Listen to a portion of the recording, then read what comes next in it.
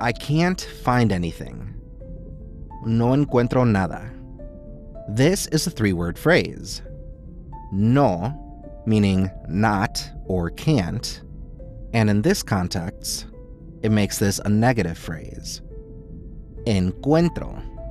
This is the first person present tense of encontrar, to find, meaning I find, and nada. This means nothing or anything in negative sentences. Putting it all together, you get no encuentro nada, meaning I can't find anything.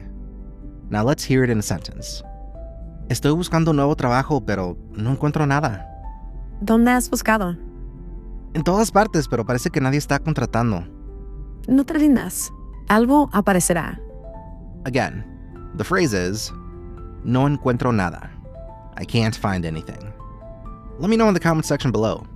¿Cuál es el trabajo más difícil de encontrar en tu país? And if this video was helpful, make sure to like, share, and subscribe. And as always, we'll see you guys in the next one. Adios.